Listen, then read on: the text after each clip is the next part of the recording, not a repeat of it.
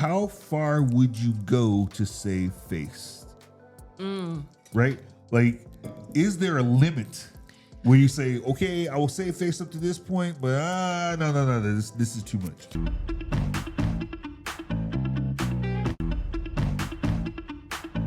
Hello. 你好. And marhaba. Welcome to another episode of Unanswered, a podcast where we love to think, question, and connect. We use idioms, phrases, and famous sayings from different cultures to examine life's biggest questions and to help you find the answers. My name is Joe. And I'm Joyce.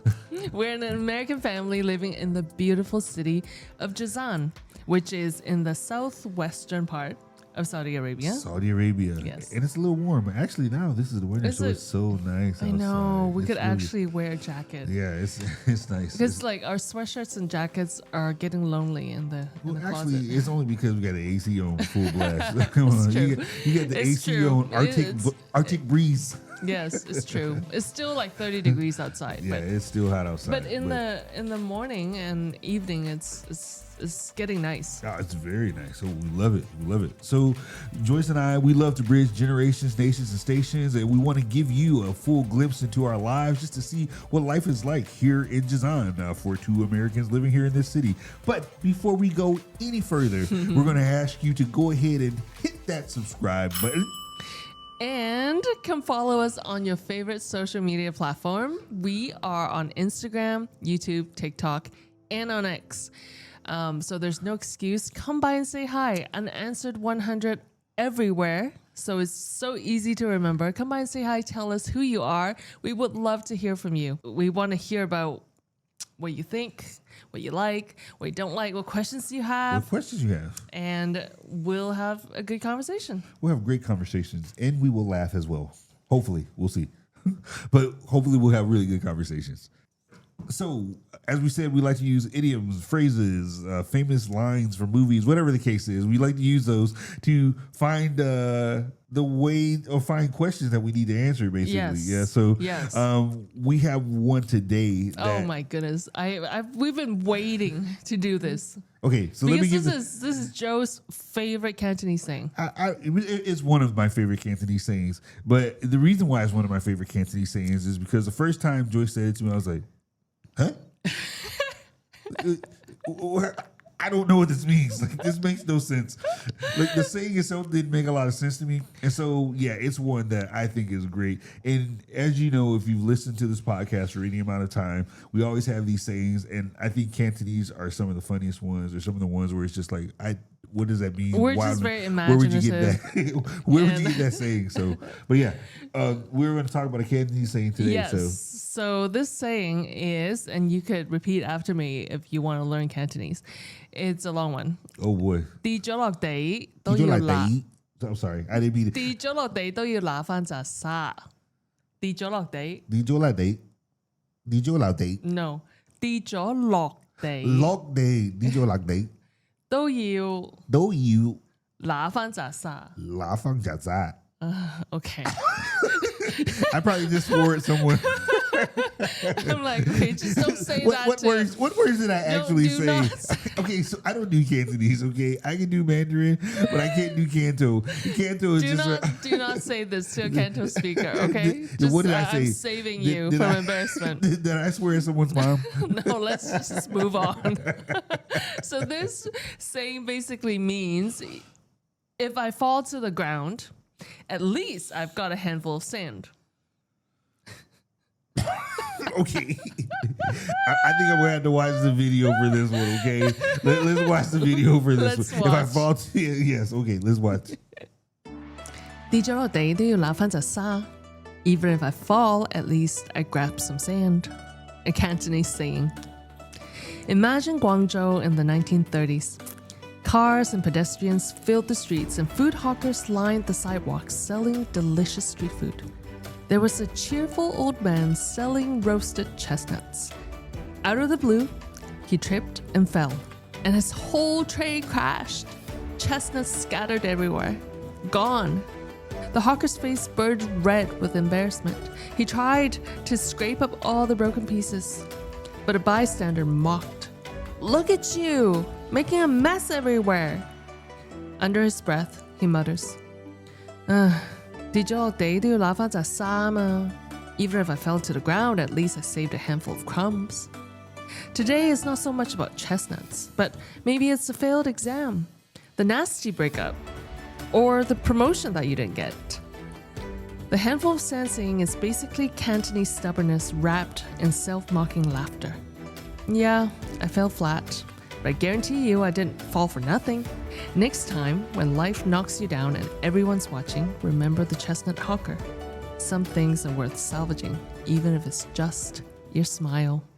So that was a very good explanation. If I fall to the ground, at least I have some sand. Well, in this instance, chestnuts. Yes. Chestnut crumbs. Chestnuts roasting a little bit. No, Nope. not like that. Oh. Yes, the same The kind of same kind of chestnut, chestnuts. but totally different vibe. This was in like 1930s in Guangzhou, China. Ah, so they weren't singing. They were singing chestnuts roasting over an open Have you fire. ever had roasted chestnuts on the streets? In China, yes, I have. But I am not a fan of chestnuts. Oh my gosh! Why did I even Okay, marry you? wait. Let me. To be fair, roasted chestnuts they literally taste like you're eating dirt. Like you're like, they're so like chalky. Honestly, What is wrong with you? The flavor's not bad. It's the consistency. Like seriously, it's like you're eating like wet chalk. It's like, Goodness gracious, so uncultured. No, I'm just saying. It is very dry, but it's got this like really sweet, nutty flavor that melts in your mouth, that coats your mouth. It's delectable. This is coming from the lady who likes durian. I don't know. Don't believe her. And Don't others strike believe her. against you, Joe. But We it's okay. still As together. long as you still buy chestnuts for me, that's fine. Okay, whatever. I mean, I'm down for whatever. Okay, whatever you want, girl. I Okay, got you. I got you. Okay. So tell me, when I first said this saying, you clearly remember, right? I remember. So what did you think? I thought, okay, we're having this discussion. You just gave me some kind of idiom that makes no sense and adds nothing to the discussion. I was like, what does this have to do with anything? So, Okay. yeah, because at least you grabbed some sand. And I was like, yeah. Okay, I'm not sure. How does that apply to what we're talking about? Oh my goodness. And I think that it was just, or at least, well, you can go ahead and explain it. Okay, so no, I want to hear at least what. At least, I think that what you mean by the saying is that, you had to explain this to me, is, well, at least if I fall down, I want to have something to say for my falling or for my stupid mistake. Yes, like the video says, this is the paramount of Cantonese culture. Like we, even if we fail, we gotta have something to show for it. We can't just fail. Like if you fail an exam, you can't just go home empty-handed. You've got to come up with like a lesson that I've learned. You know what I'm saying? Like, if you go through a nasty breakup, I know what to do next time. I bust the windows saying? out of his car. I may have broken up, but at least, no, that's what it sounds like. But that's not actually what you're saying, right? No. Like, so it's hard to explain this without talking about the central topic that this phrase actually alludes to, and that is saving face. Okay.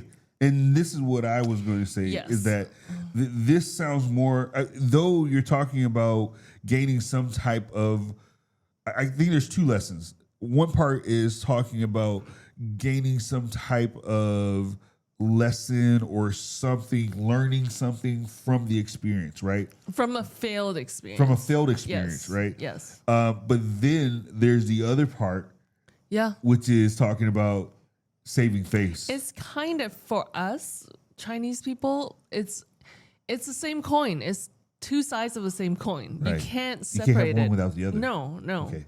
Like, so it's like if I spilled everything on the ground, if I was Atan, right, like in the video, and I spilled all my chestnuts on the ground, and I know it's not salvageable, Right. I would still pick it up. because I have At to least I have something. At least I have least I something. have something left. I could possibly wash it. They were bad to begin with. Watching them is not going to help. Like salvage some of it, so I'll physically have some chestnuts to show for it. And the space saving, like it's not all lost. I didn't fall for nothing, you see. Right. So here's the question. Because some people may not understand what we mean, and I know, I mean, I guess I'll talk about this in a second, but let me ask you, what can you explain to our viewers, what does face mean? When you're talking about saving face, what does that mean? Oh my goodness. So I think our viewers would resonate with this because we are living in honor culture. Yes. Same as the culture that I'm from. In China, in Hong Kong, honor is very important, and it's not just like individualistic. Does that make sense? Yes. It's not just my honor; it's my family's honor. It's Right. my tribe's honor, my culture's honor. So Right. if I do something that brings shame, if I do something that brings shame, I don't just shame myself. I shame my family. I shame my culture. I shame my tribe. So when you go ahead. So the weight of the consequence becomes much heavier. So that's what I was going to ask is, so what is the consequence then? Shame. So it's not as if it's a physical consequence. I mean, it could lead to physical consequences. Like if, let's say, I come from a very well-to-do, famous family, or let's just say that. And if I do something that's shameful, like let's say, I don't know, let's say I'm a student at a prominent school and I flunked a test. Yeah. My 50 classmates know about it, Right. right? The teachers know about it. Right. And they wouldn't just say, oh, Joyce flunked the test. Oh, Joyce from that family flunked the test. Okay. You right. know, so is not just me. Is me associated with my family, with my last name. Right. Joyce from the whatever, like Cao family, from the Choi family, like So she flunked the test. right, but will that flunking of the test cause any negative effects on your family? Okay, as in, so next time parent-teacher conferences roll around, you think the teachers are not gonna view my parents in a different light? Right. Because they've got a dumb daughter? You know, like, or a daughter, not necessarily dumb, but like just a daughter who wouldn't apply herself, Right. who wouldn't work hard. That makes sense. Yeah. You know, like, so, and then it snowballs because then, oh, if my family is in a certain business and my teacher's got connections, like Then she they will start to lose connections, or they may lose yes, influence, or exactly. they may or like right. my classmates would go home and babble all this to their parents, and they would be like, "Oh, that Choi kid." Okay. So here's another question or another. Well, let me say this because first of all, thank you. I think it's a great definition / explanation of face and face cultures, and there are many face cultures throughout the world. And definitely a lot of Asian face cultures where face and having that that standard or this standard that everyone looks to is very apparent and very understood. This, I believe, is part of the issue, and part of the issue. It's part of the issue with Western cultures understanding face, and it's part of the issues of why I didn't understand before this idiom before. Yes. When you first said it to me, it was such a foreign concept. It was such a foreign concept to me. You're like, just get rid of the chestnuts. Exactly, they're chestnuts. They're on the ground. Throw them away. Why are we trying to pick this up? This is, and part of it is the face issue. I think in Western societies, I'm saying Western. It could be more than that. But just where using you're them from, as examples, we are less face-based cultures. A lot less. We're more individualistic. So it doesn't make sense to us because, and that's what I was about to say, is that we are more individualistic many times. Yeah. And for face-based cultures, many times those cultures are more family centric, collective. Yeah, exactly. Yes. They're not quite as individualistic. So you can't correct? plug the individual out from the collective. Right. You can, but not entirely. Like there are strings attached. Right. You know. It makes sense. It makes sense. But that's why it makes it hard sometimes for them to interact or to understand all of what's happening within some of these cultures. And that explains why there's the clash between the East and the West. Like, you know, like I'm not talking politics. I'm just talking like in everyday life when we interact with someone who is from a different country, from a different culture. Sometimes like things are lost in translation. Absolutely. Because we're not understing, we're not seeing things from the lens eye to eye. of the other person. And Absolutely. sometimes it's almost that understanding can't be gained overnight. It's something I believe you have to experience, and this is talking about me personally. I believe it's something you have to experience before you can even, and I won't pretend to say that I fully understand face cultures, but I do have experience with it, and I do have some opportunity to, like even myself, I feel sometimes more of that Chinese persuasion or that Asian persuasion, where I'm just like, and people are why is he getting offended by this? You know, like, there's some things about me that people would never guess are so Chinese, like the whole feet thing. I'm just like, Joe has this like do not touch me with your feet. Hatred oh my gosh, for feet. It's the worst. Feet are the worst. Who out there agrees with me? Leave it in the comments. Feet part are of your body. The worst. So is your butt. That's me. What does that got to do with anything?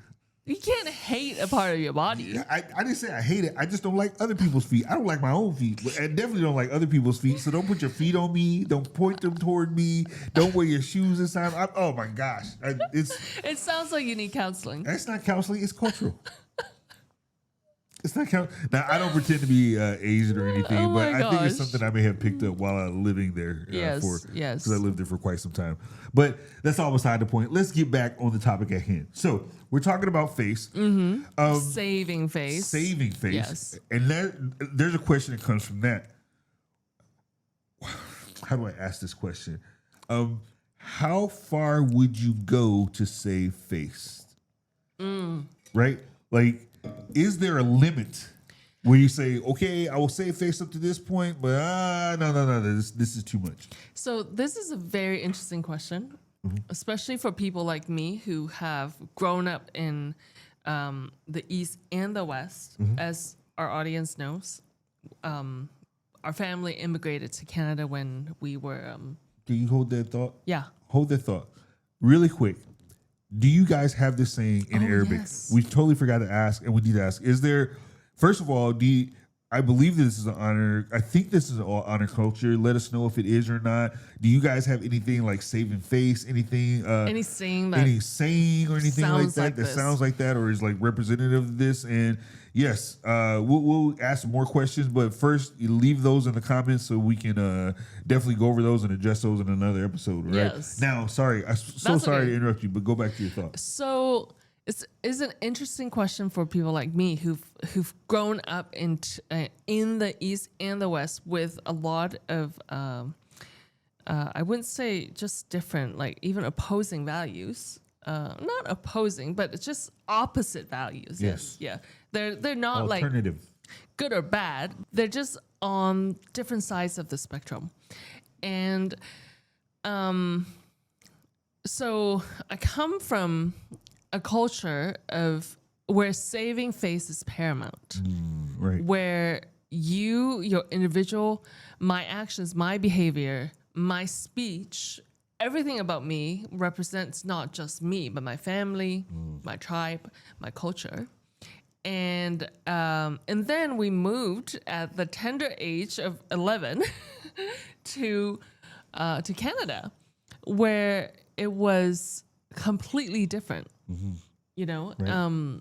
Much more individualistic. The shame is dialed down so low that I was like, what the heck? Had to be a challenging a challenging change Yeah, and yeah, yeah. experience to go Yes, there yes. because I don't think Canada had that many Chinese at that time. No, I was the well, so- only Chinese kid. I was the only Asian kid in the class, Wow. in my class. I was the only non-English speaking kid in my class. Yeah. that had to Now, be- after like, I don't know, 5 years, it all changed when the immigration wave kind came of in. crashed into our part of the world. But for the first 5 years, I was like, I had no choice but to assimilate, Right. but to learn. And I'm actually looking back, I'm very thankful, though it was very difficult. The language learning was difficult. The friendships were difficult. The culture shock was difficult. But I think it was really good that I didn't have fellow Chinese friends to cling on to. Because, well, and how did that affect the face aspect, though? Because I had to learn. I had to learn, but so a lot of times, let's say if I invite a classmate back home, right? Like I have to tell her, okay, so when you come to my house, we live with my grandparents, Yeah. and they'd be like, huh? So a person who wasn't Asian, you invite them to your house, I'm and they the don't only understand. Asian. I'm the only Asian, right? Yes, So I yes. remember Kathleen. She's like, she's so friendly. She's like, invite me to your house. I'm like, okay, come to my house. So she came to my house, and I had to prep her. I'm like, okay, so we live with my grandparents. And I taught her to say they ho, right? Yeah, like, yeah. you know, to greet my grandma. Ajo. Right? I taught you that, right? So like I was like, okay, so you don't have to bow or anything. Just you know, greet her and acknowledge her. Right. And then we can play. And then if my parents come, you have to greet them. Like, you know, like I'm doing like this mini like cultural lesson. Right. Because like they don't know. They But you need to make sure that she understands to some degree. Because if not, then it'll be like, oh, Joyce brought back this like guaylo, and in your family you would lose face. yes, in my family, and they'd be like, you know, Right. Yeah. You know, to be totally honest, I've had my own experience with, I believe, what is face culture. okay, tell me. Well, part of it involves you, but yeah, and it was very much a learning experience. So there was a girl I dated. You already know this. There's a girl I dated years ago who was Chinese. No, I'm sorry. We did not date. Let me take that back. We did not date. We were very good friends, very close friends, and I was on the verge of asking her to date her, right? And when one day I, took her out to lunch or whatever, and asked her, we talked about, hey, we very, very close, very, many of the same interests, really, really good. And her response to me was that basically it couldn't happen because I was a different race. Ooh. Yeah, and that she Were you needed offended? to wait. Okay. I was a different race, and she needed to take care of her parents, and her parents were expecting a certain level, and I was incensed because all I could see was racism, right? But now, like looking back, and I'm thinking even just not even like a few years after that, it was like, well, for me, it may have seemed like it was purely a racism issue, but for her, I think it was a face issue and a losing face. You understand? Absolutely. And so I wish I would have understood that at that point to have more grace, and I didn't have the most grace. I mean, I was pissed. I'm not gonna lie. I was hot. Well, I mean, like she also, so it's not just on you. She also doesn't understand that race issue is so hard for me to accept at that point, right? And because so, like she doesn't understand where you come from. Exactly, yeah, and you know where I come from, so you understand that. But that leads me to our situation because there was an element of that even with you and I coming together. I right? was, so yeah, I was expected. I wouldn't say I was expected, but this I would say it was a surprise to my family when I brought Joe back. a very large surprise. And I think personally, I have to go through that. Like, so going back to your original question, saving face costs us something. Yes. Like when was that your question? Well, yes, to a degree. What did you say? What would you not, or is there a limit? Yes, is there a limit to what you would do to save face? Right. So to that, I would say, I can only talk about myself, right? Because my life experience, I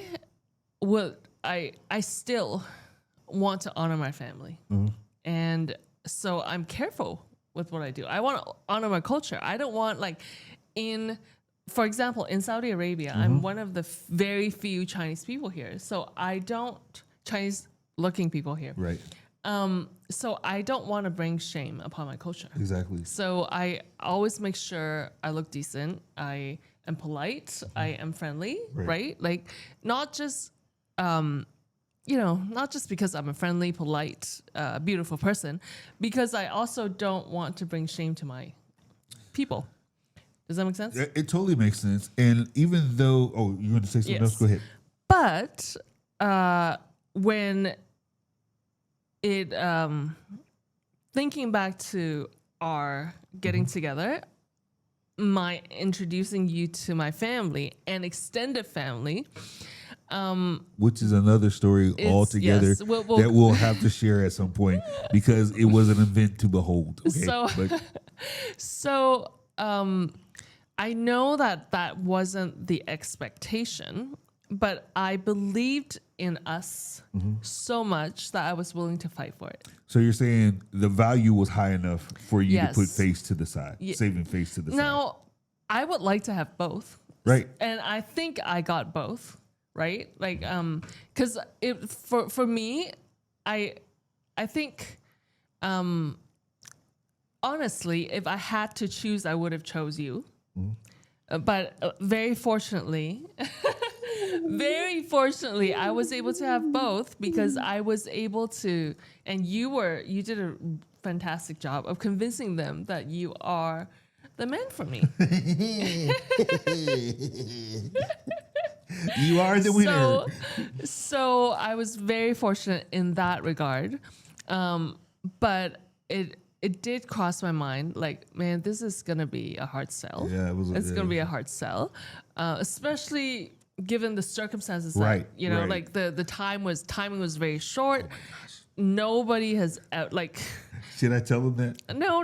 Okay. We'll leave it. We'll leave it. Like all the circumstances wasn't in our favor. Yeah. And in my mind, I had to choose. Am I going to fight for this or am I going to save face? Like saving face, that means I have to let him go and I have to go find like a Chinese boy, so I wasn't willing to do that. So in my mind, I made up. It was a good decision. I made up the decision. You know what? We're gonna fight this together, and we're gonna prove to them that we're good together. Team Triple J, yes. All day. Come on. Oh, you didn't do the handshake.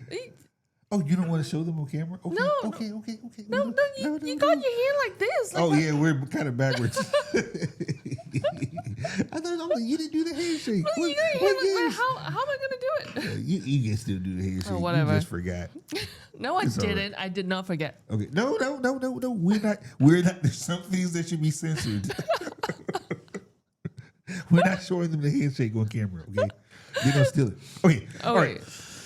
But getting back to the point, yes. So when we talk about face culture, I agree with what you said. It was kind of a hard sell, but actually it really played out so well for us and your family that at this point I'm like one of the favorite kids. No. Don't believe him. He is the golden child. That's in not my true. family. He is. That is not He's the true. favorite. That's not true. He is the favorite. I do love your mom. Your mom is amazing. Yes. Okay, but yes, I love all the people My in your dad family. loves you too. Yes, Yes. your dad, all of them. Yes. It's weird because they accept me as their own. Yes. And they are. Man, I just love. First of all, I love Cantonese culture. It's a culture that's very close to my heart because they love food, and I love food. So I think I was destined to be. We were destined to be family. But anyway, that's beside the point. I think that it totally makes sense, that face issue. And I actually believe that there's some elements of that within every single culture. Like even for me, what you said about living in Saudi and not wanting to misrepresent Yes. or to, I feel that all the time, Joyce. And I felt that even in the America, in the America, In the America. in the U.S., I felt it as well. In Just what by way? being an African American, being okay. a black guy, living, I always am like, and I've lived like all over, not all over, but in a number of different countries, and I'm always like, I don't want to be a bad representation of what an African American is. Yes. And so that's always in my mind. And Yes. so I think that's somehow very closely related to that face is I don't want this to come back on my culture to look bad. Right. And I think that some of us have some of that within all of our cultures and Yes. wanting to make sure, but I think it's just very much more apparent and visible within a lot of these cultures. Yes. Like yours. Yes. And it's much more apparent and much more visible. And so, there's this prevalent idea of this is the representation. This is what this person should Yes. be like. This is what the face is. Right? Now we get into dangerous grounds. Dangerous as in like dangerous moral, emotional health grounds. If we uphold that face as like, put that face on a pedestal. Yes. And we cannot like, for whatever reason, I don't care if you have to like, I don't know, sacrifice your life for it. Like we still have to uphold that face. I think that becomes dangerous. It's dangerous. Yes. I was going to say it becomes very dangerous. And so I think like there's no like one size fit all formula to kind of like to solve this issue or to tackle this issue, because it's different for everyone. Because I think you have to look at your values and see and kind of weigh them Right, against to see which one is the most. yeah, which one is you more wanna hold more- important? Yeah, Like, exactly. which one do you want more? In my case, like it's not that I disrespect my culture. I just believe in our relationship so much that I'm willing to fight for it. Right. Does that make sense? It I makes total will sense. forego some of that face to fight for this. Not that I honor my family or my culture any less, but I'm so confident that we could prove to them that this is a good thing. So that's just it. I think that sometimes when we start talking about face and how highly people regard saving face, sometimes there's a false equivalence, right? Where we say, oh, it has to be this, and I hold it this high, and if I don't, there's wait. You're comparing two things that you don't need to compare. Yes. You understand? Like, Yeah. So, and then understanding like this is a much longer conversation. I know, honestly, like we're already at time. Yes. And we haven't even gotten to like authenticity. Yes, We haven't yes. gotten to what that face is and what the standard is, and is that considered normal? Is normal good or bad? There's so many more questions that we can actually attack, or not attack, but address with this conversation about saving face. So maybe we'll do another one. Yeah. Yeah, maybe we have to do another one. Well, let me ask you guys. Do you guys, first of all, we asked about the saving face culture. Have you had any situations where face came into play? What are those situations? What happened? Leave it in the comments. Do you guys understand what that face culture is? Do you understand what we were talking about representing our families, representing our culture, representing our race? Leave all that stuff in the comments. We want to know. We want to know. We want to hear the situations, and we want to address it too. Maybe we'll have to come back and do a part 2 of this one. And it would be great because we can maybe address some of the questions and comments that you guys have as well. So, but with that being said, We want to thank you for joining us for another episode of Unanswered. I think that's the time that we have for today. We love it that you're here, that you're with us. Before we leave, we want to make sure that you go ahead and press that subscribe button so that you can keep track of us and everything that's going on with Unanswered. And then also follow us on your favorite social media platform. We are on Instagram, YouTube, TikTok, and on X. Unanswered 100. Come follow us. We want to hear from you. We want to hear from you. Also, if you could write down what it is in Arabic, that saying, if you have that, leave it in the comments. If there's anybody else who has one in your language, whatever language it is, leave it as well. But we want to thank you for joining us for another episode. And we will hopefully revisit this episode again once you give us some questions and comments. And we will see you again next time. Thanks for joining us. Bye-bye. Bye.